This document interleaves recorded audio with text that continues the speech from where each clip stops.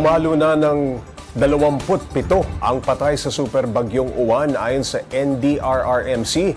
Ngayong hapon naman, nakapasok na rin muli sa Philippine Area of Responsibility ang bagyong Uwan. Sa Tuguegarao na isa sa nasalanta kahit hindi na umuulan, nananatili pang problema ang pagbaha. Para bigyan ng mukha ang balita, live mula sa Tuguegarao, si Mobile Journal Merimon Reyes. Merimon.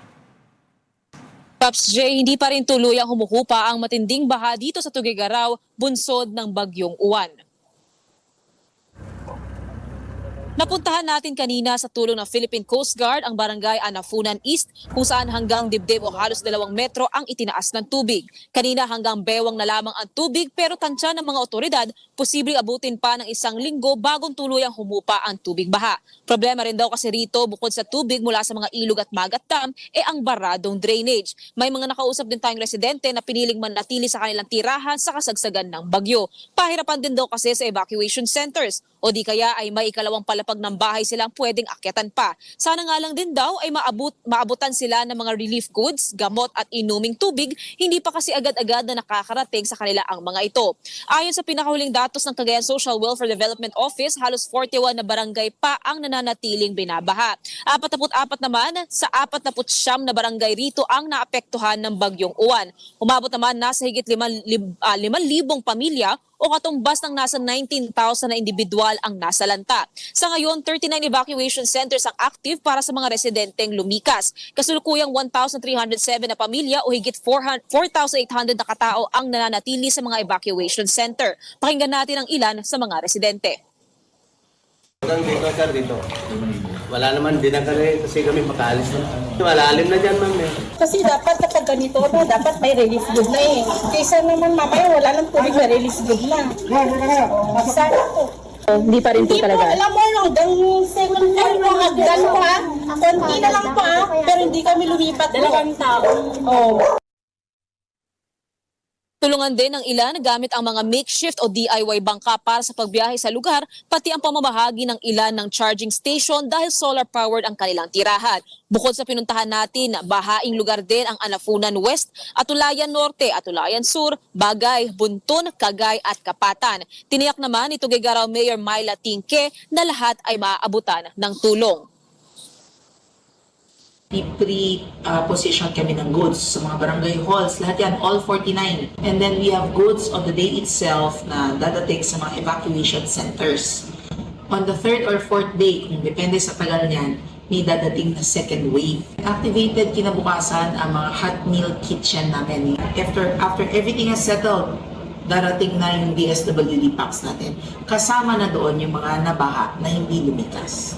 The order is saan may baha, doon magbibigay ng relief. Kasi Paps J, bukas na muli ang Buntun Bridge matapos itong isara pansamantala dahil sa pagbaha o pag-apaw ng tubig ng Ilog Cagayan. Maaari nang dumaan ang mga motorista bukod sa mga truck, trailer truck at mga punong pampasaherong bus na sinasabihan na dumaan sa mga alternative route. Paps J. Merimon, saan ba yung tinatayuan mo ngayon? Pakita mo naman kung gaano pa kataas ang tubig baha dyan.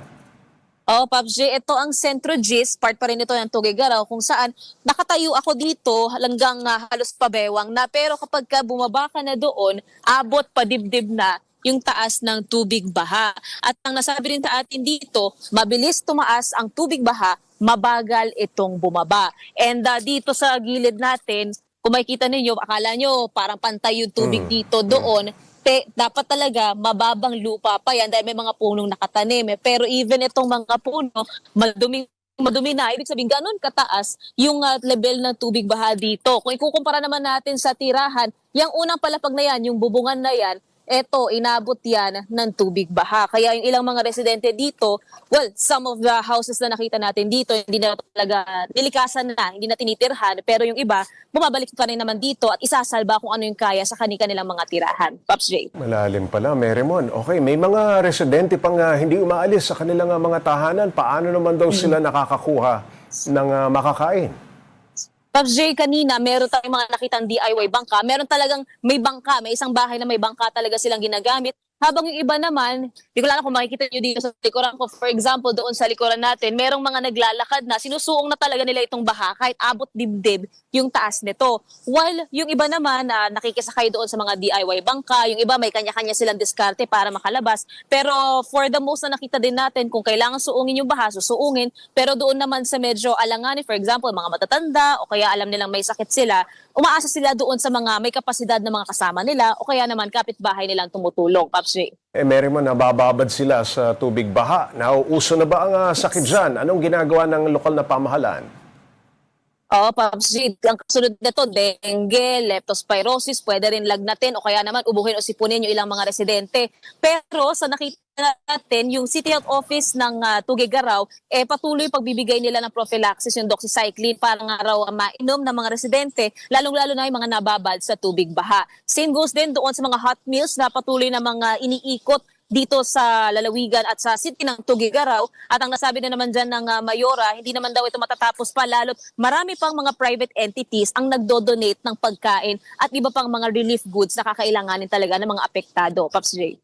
Maraming salamat, Mobile Journal Mary Mon Reyes.